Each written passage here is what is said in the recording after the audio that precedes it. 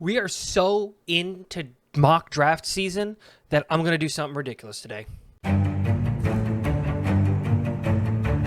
huddle, Wilson end zone, caught, touchdown, Elijah Moore.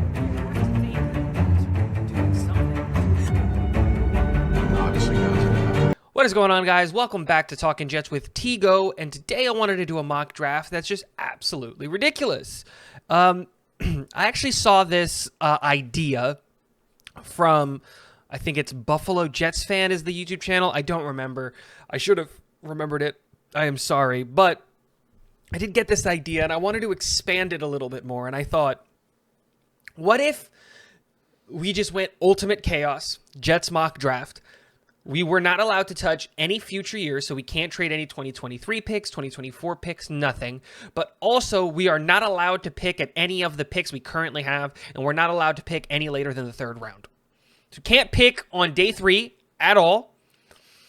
And we're trying to get as many first-round picks as possible and as many just high upside picks as possible. And so that's what I did. We're just going to talk about that today, and we're going to see absolutely what craziness I was able to come up with and these trades that are unrealistic and that'll never happen. But it's just like, what if Joe Douglas did a bunch of LSD before the freaking draft and just decided absolute maximum chaos, and then let's see what those picks ended up being. So let's start off with all of the trades that I made.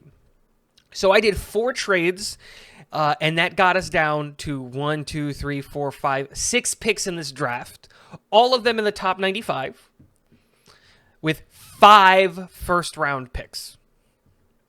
So let's talk about the first trade that we did, and that was with the New Orleans Saints. The New Orleans Saints traded 16 and 19 for our number 4 pick. Then we traded our 10th round pick, our number 10 pick, and our 4th round pick, pick 111, for Green Bay's 22 and 28. We then called Washington and traded back into the first round for the 11th pick, and we gave them picks 35, 38, and 69. And then we called Kansas City. We gave them our 4th round pick and 2 5th round picks to come back into the 3rd round. Now, that last trade, the one with Kansas City, is absolutely atrocious. It's horrible value, but it was the only team in the PFF mock draft that was willing to give me a 3rd rounder for a 4th and 2 5ths, and I wasn't that worried about it. So those are the trades. So the board happens, and we go. Remember, we're picking 5 times in the first round. And we see the first round go, and then we're picking for the first time at number 11. And at 11, we take Jermaine Johnson, edge out of Florida State. I don't think the draft plan changes just because we go ridiculous and we have 5 first-round picks this draft. We still need edge. We still need wide receiver. We still have holes to fill in this roster. So let's go and let's address those holes. From 11, we then pick again at 16. And at 16, he was sitting here on the board. I couldn't risk waiting till 19 to get him, especially with the Eagles picking again at 18. I wasn't going to risk it. Yes, Jameson Williams was still on the board, and we do lose out on him because he goes the very next pick to the Chargers. But in my mind, Devin Lloyd at 16 had to be the pick. Let's shore up that linebacker room. The linebacker room for me is the biggest area of concern on the football team. And so I absolutely think we needed to address this. And so I have the Jets doing that absolutely right there, addressing the linebacker room by getting, in my opinion, the best linebacker in this draft in Devin Lloyd. Now we're back on the clock at 19, and I seriously considered, do I want to take a wide receiver here, especially knowing that the Patriots are going to pick before us. And I looked at the board and I looked at what was happening, and there were 2 wide receivers that I felt comfortable with taking at 22, and I didn't think that both of them were going to be gone, and that was Chris Olave and Treylon Burks. Now, in my eyes, we walked away with the better player at 22, and I'll talk about that later. So at 19, we took Tyler Linderbaum, center out of Iowa. I thought this was just too good of a value to pass up. I think he provides so much versatility, and the biggest knock on Tyler Linderbaum is going to be that he will excel in one specific scheme, and that's a wide zone run scheme. Well, what do the New York Jets run on offense? A wide zone scheme.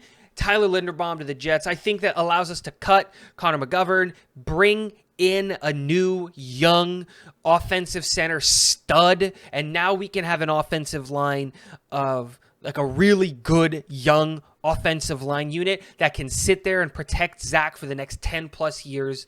That really, really enticed me. And so I took the risk of him possibly missing out on the wide receivers, knowing that taking a center here was exactly what I wanted to do.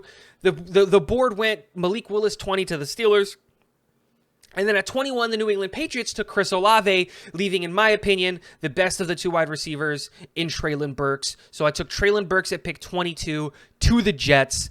Treylon Burks is the only wide receiver in this draft that, like, there are two wide receivers that I want us to walk away with in this draft. And that is Drake London and Treylon Burks. Those are the two guys that I think are truly going to be difference makers at the next level. I think Jameson Williams' frame and Chris Olave's frame really scare me, especially because I feel like Chris Olave can only be a Z at the next level. I don't see that versatility of him being able to play at the X or the Y or any of those. Well, he wouldn't really play the Y, but like in the slot, I wouldn't really see him doing those things. I could really only see him lining up outside, on the Z, off the ball, and we could see a lot of success on that. But like, look at what's happening with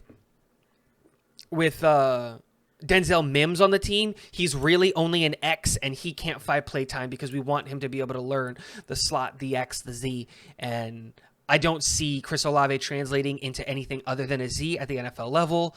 And Treylon Burks, I think, can play in the slot. He can play the X. He can play the Z. We can put him in motion. I think Treylon Burks could definitely become our Deebo Samuel in our scheme and in what we're running in New York. So I really like that pick at 22. And then at 28, it became a little bit difficult because I was like, what player do I take here? What player do I believe in taking here? What kind of role do I see happening here?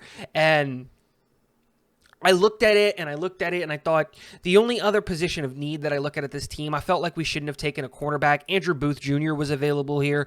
Kaiir Elam was available here. But I like our cornerback room. I don't think we need cornerbacks that desperately. So I went Daxton Hill out of Michigan. Now, depending on where you go, they have him listed as a cornerback. I don't see him as a corner at the next level. I see him as a safety at the next level. Michigan asked him to do so much in their scheme, and I really look at him as a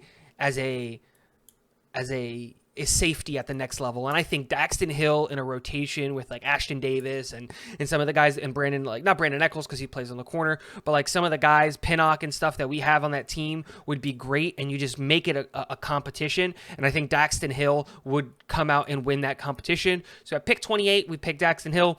And then again, we don't have a second round pick at all because we traded those picks, and we go all the way down to pick 94, where we're taking running back out of Alabama, Brian Robinson Jr.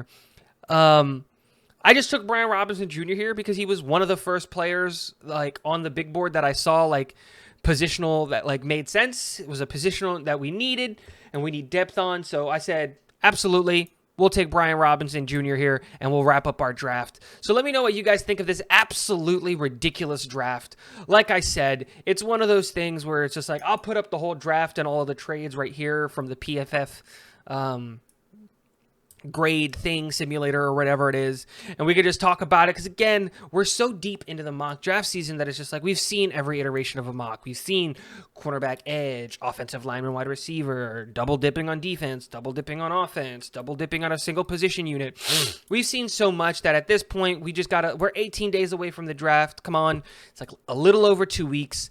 Let's just have some fun. Let's just relax a little bit. Like I said, let me know what you guys think. Don't forget to hit the like and subscribe button because that really helps the channel. Remember, we are doing a giveaway for the draft, so share this content if you want to win that. But my name is Tigo. This is Talking Jets with Tigo. And last but not least, go Jets.